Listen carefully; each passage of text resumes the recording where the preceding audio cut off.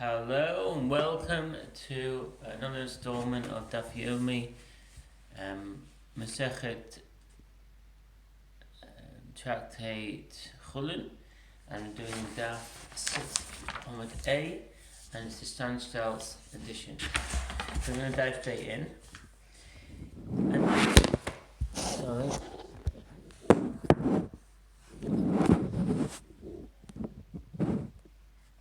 And if it entered your mind that Rabbi Zera did not accept from Rabbi Yaakov Idi, Rabbi Gamliel prohibited eating the slaughter of a Samaritan even when a Jew was standing over him, then Rabbi Zera resolved the matter for himself in a different manner.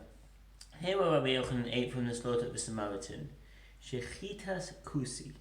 The halachic data of slaughter performed by Samaritans like that of slaughter performed by a Gentile, i.e., the animal is an unslaughtered carcass.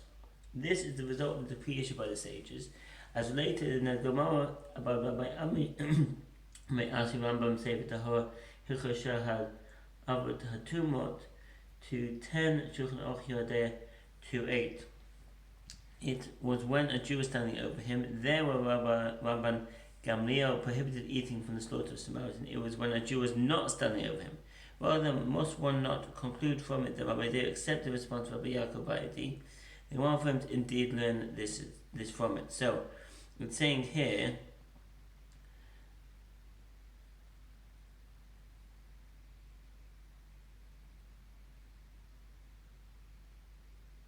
that he accepted the response that he can't eat from the Samaritan even if standing over him. That's a thing, what it means, okay. The Gemara asks, and what is the reason that the sages Rabban Gamliel and his court issued a decree rendering it prohibited to eat from the slaughter of Samaritans? The Gemara answers, it's like that a case involving Rabbi Shimon ben Elazar. Who's Rabbi Shimon ben Elazar? We'll have a personality footnote here. Rabbi Shimon ben Elazar was one of the sages of the Mishnah during the last generation of the Tanaim.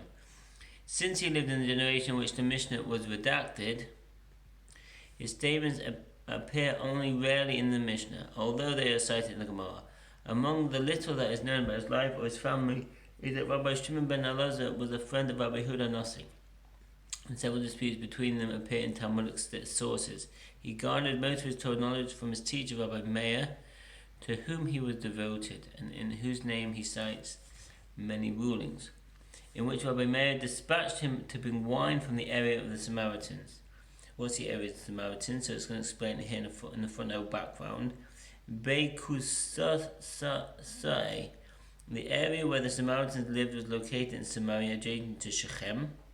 That area did not have defined political borders, while at times it was small and densely populated. There were periods when it extended all the way to the coastal plain.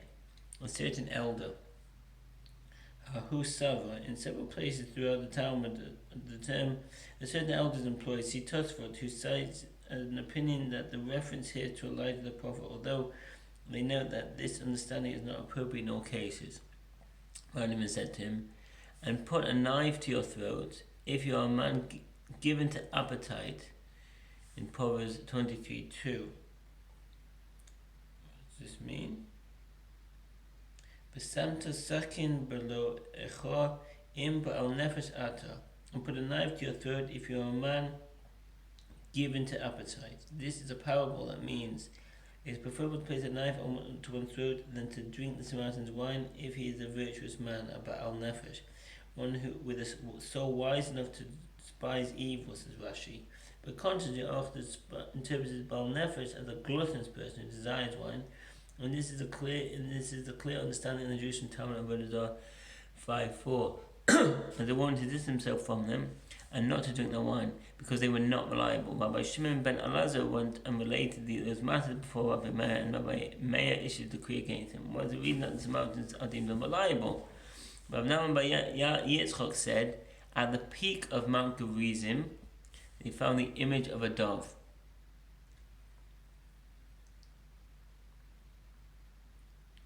This alludes to the period after the Bar Kokhba revolt was suppressed, when a pagan temple was established on Mount Gerizim.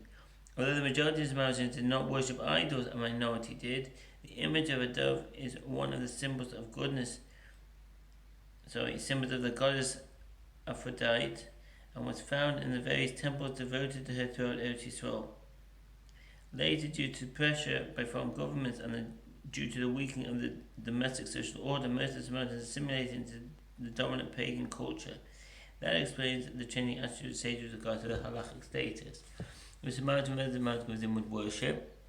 Rabbi Meir issued the decree according to his line of reasoning that he takes the minority into consideration, and therefore, despite the fact that the majority of Samaritans did not live on Mount Gerizim, he issued a decree rendering meat slaughtered by the majority forbidden due to the minority that worshipped that idol. Rabbi Gamliel and his court also hold in accordance with the opinion of Rabbi Meir. The Gemara asks, as to the plain meaning of that verse, Peshatei Dikra B'chu. Ostensibly, the plain understanding of the verse is that one must be careful when speaking before a ruler, or else he will become angry at him.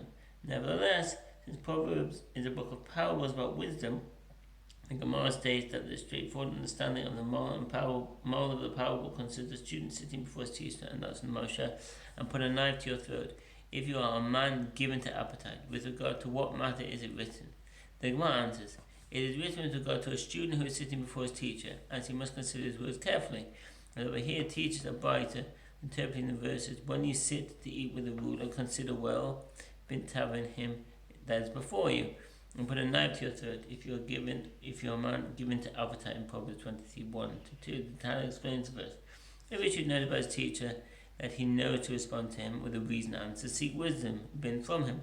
And if the student believes that the teacher is not capable of doing so, understand Taman who is sitting before you and put a knife to your throat and afraid from embarrassing him with questions that he cannot answer. And if you are a man given to appetite that you seek an answer to your question, distance yourself from him. Interesting.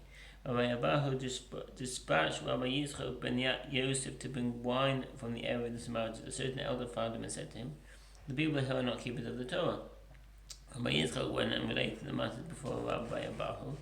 And Rabbi Abahu went and related the matter to Rabbi Ami and Rabbi Asi, and they did not move from there until they rendered the Samaritans full-fledged Gentiles. The Gemara asks, for what matters did the sages render them full-fledged Gentiles? If it was to prohibit eating their slaughter and to render their wine as wine used for libation idol worship, these prohibitions were issued previously. From there, from the generations of Rabbi Meir and Rabbi Gamliel, the sages issued a decree prohibiting the Gemara answers. They issued a decree and the people did not accept it from them. With regard to renouncing, that's the wrong one. They issued a decree and the people did not accept, etc.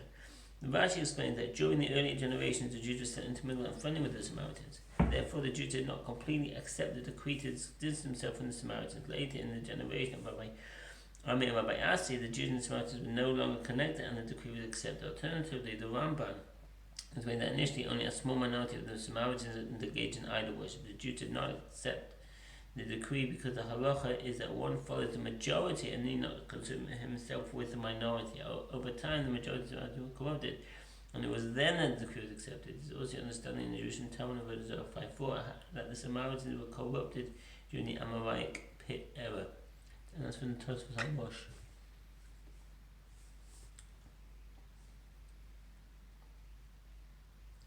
Rabbi Ami and Rabbi Asi came and issued a decree, and the people accepted it from them. The Gemara asks, what is the meaning of full-fledged Gentiles? Rav Naaman bar Yitzchak said, it means that the halachic state of a Samaritan is like that of a Gentile with regard to renouncing his domain in a jointly owned courtyard on Shabbat and to transfer his domain in the courtyard to residents of that courtyard. The Vata Rishus Velitin Rishus. With regard to renouncing one's domain on Shabbat, the halachic state of Samaritans is that of a Gentile. If a Jew lived with a Samaritan in one courtyard, the Jew can establish a journey of courtyards only after leasing his domain from him. That's from Chullin Daf 285-2.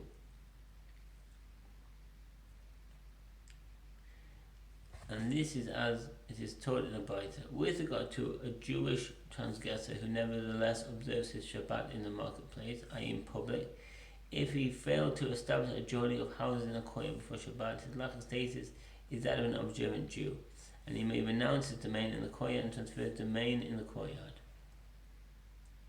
Even if transgressor who desecrates Shabbat privately or statutory can renounce his domain on Shabbat.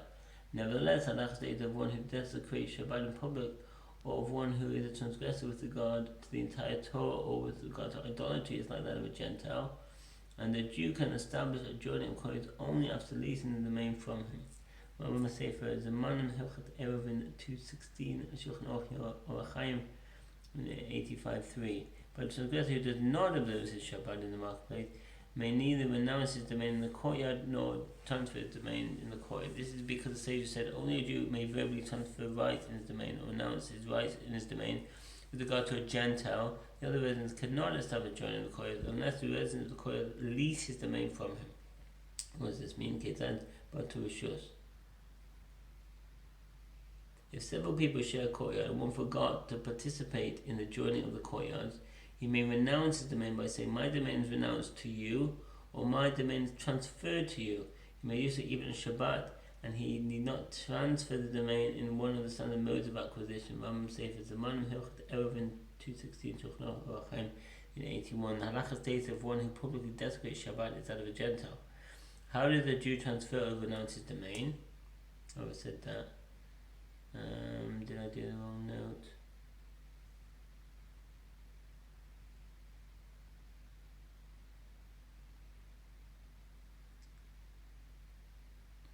The halakha states of one who publicly desecrates Shabbat is that of a Gentile. I said that. If a Jew says to his neighbor, "My domain is transferred to you," or "My domain is renounced to you," his neighbor has acquired his domain, and it is not necessary for him to grant it to his neighbor by means of one of the standard modes of acquisition. The Gemara revisits the statement that the righteous would not experience mishaps. Rabbi Zera and Rabbi Asi happened to come to the inn of the town of Ya'ai. Check the Hebrew for that. Ya'ai. What's Ya'ai? Apparently, a village in the Galilee, Ya'ai does not appear in any of the sources. In the Aruch, it appears as Ya'o. In the inn, they brought before these sages eggs that shriveled after being cooked in wine. Rabbi Zera did not eat the eggs, and Rabbi Asi ate them. Rabbi Zera said to Rabbi Asi, "And is the Ras not concerned about the possibility that the dish is a mixture containing wine that is doubtfully tithed produce, demai?" What's demai? The word refers to produce or food or drink made from produce that was purchased from a person with regard to whom it is uncertain whether he tithed his produce. So if there's uncertainty whether he tithed. One theory about the literal meaning of the word is that it is a contraction of the Aramaic word damai, meaning "what is this?" because its nature is unknown. In the Second Temple period, the sages decreed that produce purchased from one whom is unreliable with regard to tithe and Amarit has uncertain status, even if the claims he tithed it. Therefore, the buyer must tithe the produce himself. Nevertheless, since a majority of those in the category of Amarit do tithe, it is a suspicion that led sages to issue the decree. Therefore, certain lenses were also put into effect concerning it, e.g. poor people may eat it and mixes need not be tithed. Rabbi said to him, "It did not enter my mind." Rabbi Zera said to himself, Is it possible that sages issued a decree on a mixture containing the mind that might eventuated that Rabbi Asi ate forbidden food? Now, since even with regard to the animals of the righteous holy best be, does not generate mishaps to them, it is not all the more so true that the righteous themselves don't experience mishaps. Rabbi Zera emerged, analysed, and found that no mishap was generated through Rabbi Asi, as we learned in the Baitis Sefta Demai 124. In the case of one who purchases wine, or lech yain, with regard to one who purchases wine to place into fish gravy or into aluntit, or one who purchases a legume to prepare grist from it, he must separate tithes because it is demai. But if he bought fish gravy or grist, he need not tithe it because the sages did not issue a decree on a mixture containing demai. Rambam Sefer Zemanim Hilchot Maaseh 13:18. Into a plate of fish gravy, hamarayas. The origin of this word is unknown. Some suggest it from the Greek halmuris or the Latin muris, both of which refer to salty food, onto aluntis of unclear origin. This term probably evolved from the Greek, I can't say Greek, oinathai, meaning ointment, often used in reference to a particular ointment prepared with wine. A beverage in which wine is mixed, or one who purchases vetch to prepare grist from it. Techinin. The terms mentioned in the Gemara, grist, tehinin, and groats with sisin, were either types of cakes or dishes prepared on the basis of different legumes, e.g. vetch and lentils, that were ground or mixed with honey and spices, or lentils to prepare groats from it. It is uncertain whether he purchases tithe, e.g. he bought it from one who was unalive with God to tithe and Amaris, was obligated to tithe it due to the fact that it is demai. Needless to say, if it is certain that when he purchases not tithe, he is obligated to tithe it due to the fact that it is certain that it is untithed produce, and they themselves, the gravy, alumtus, grit, and groats from that one purchase from non-roads are permitted because they are a mixture. Since only one element of the mixture must be tithed, the food is permitted. The Gemara asks, and is it so that the sage did not issue a decree on a mixture containing demai? But isn't it to an abide with regard to one who gives his neighbour who is an Amorit's dough? And no sin l'chento isa. In the case of one who gives his neighbour who is unreliable with regard to tithe and sabbatical produce dough, advice them so that she will bake or cook for him, he need not be concerned that she exchanged the ingredients that he gave her for her own. But if he told her to add spices and leaven of her own, he must be concerned that ingredients in the dough that he received were not tithed, or that the food contains forbidden ingredients that grew during the sabbatical year.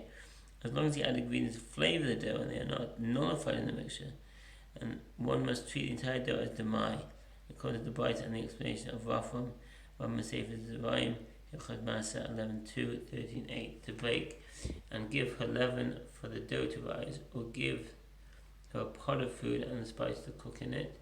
He need not be concerned about the leaven and the spice that are in the dough and the pot respectively, that perhaps she will place them with her own. Neither is regard to the possibility that they are sabbatical year produce. Shavir, so the sabbatical year is the seventh and final year of the sabbatical cycle. The sabbatical cycle began after the conquest of Canaan by Joshua and the subsequent division of the land to the tribes. Although the mitzvah of the sabbatical year was in the Torah, Leviticus 25:1-7 and Deuteronomy 15:1-6, most authorities maintain that in present conditions the mitzvah is not in effect by Torah law, and that today is by rabbinic law.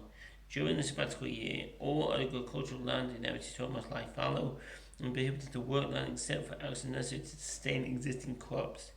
All produce that grows is ownerless and must be left unguarded in the fields, accessible to any creature, including wild animals and birds, as long as produce of a particular type remains in the fields. Produce of that type may be eaten, and produce may not be bought and sold as in other years or used for purposes other than food. In addition, sage issued a decree rendering forbidden produce that grows spontaneously from seeds during the sabbatical year, due to the concern that the farmers will sow the fields and claim that produce grew spontaneously. According to some authorities, this is a prohibition by Torah law.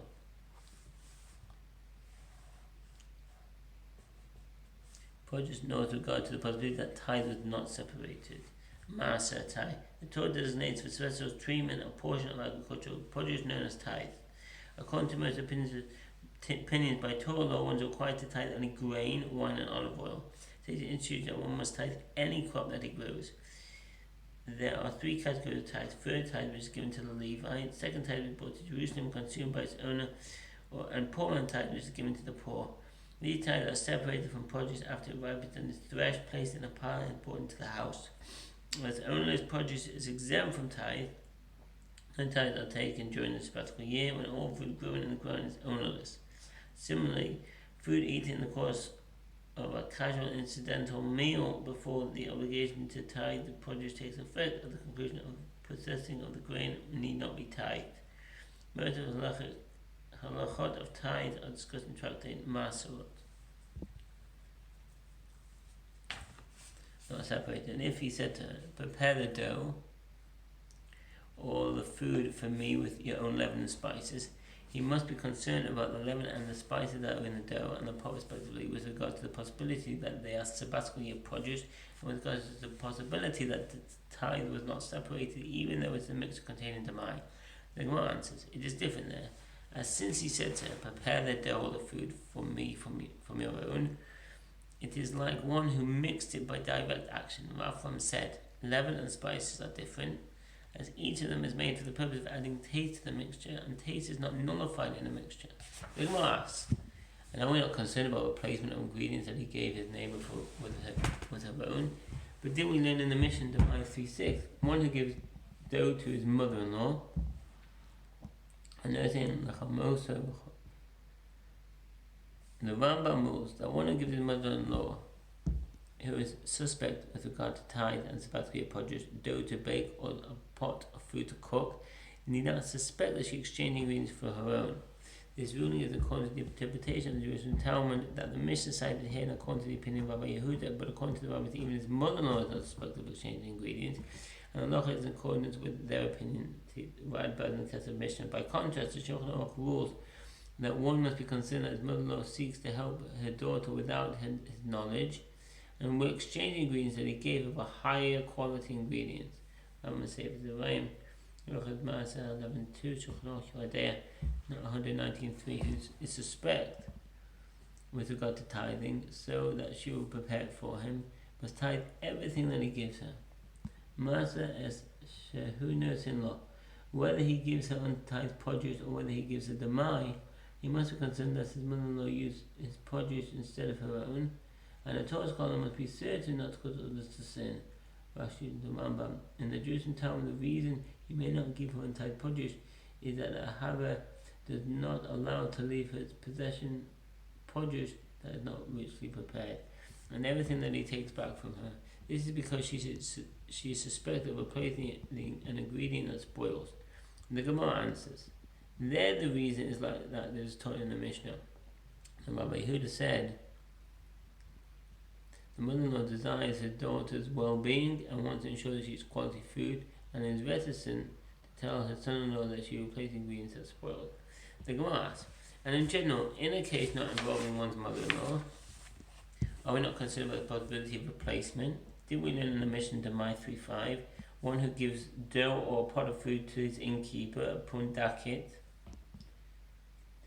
Pundaket, this word is related to the Greek pandokion, meaning inn.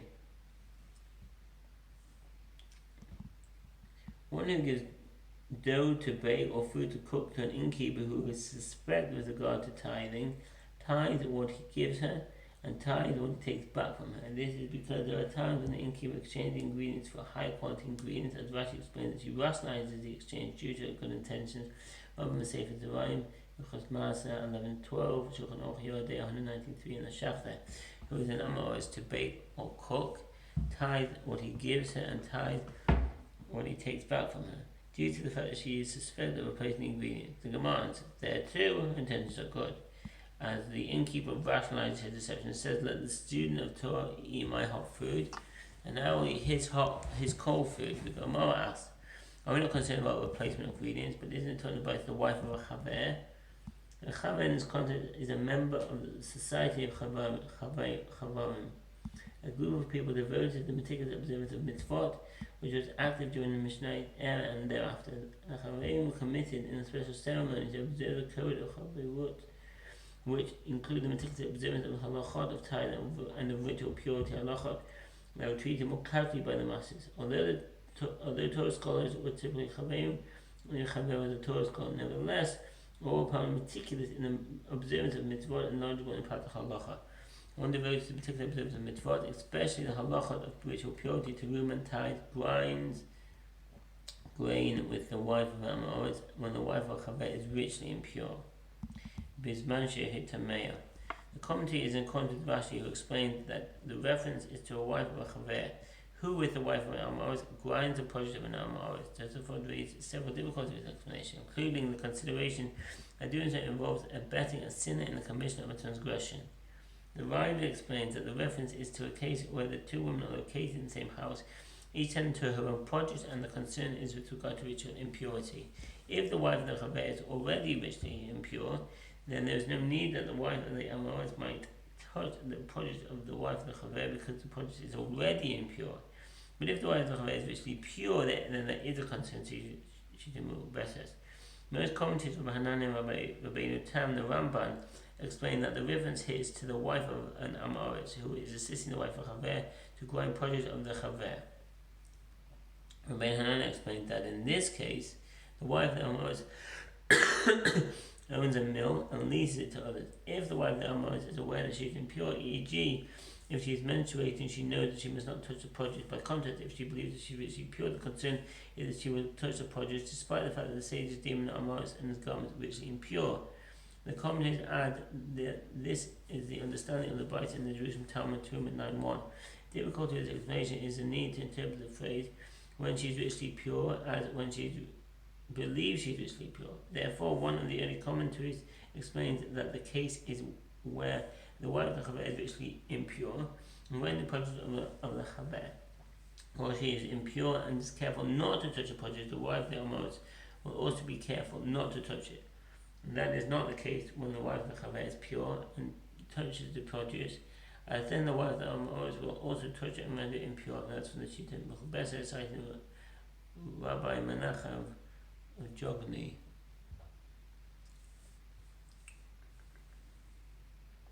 With the impurity of menstruating woman, in that case there is no concern that she will eat her counterpart's untied produce, as since she is impure, she will refrain from touching the grain so that she will not render it impure. But she may not do so when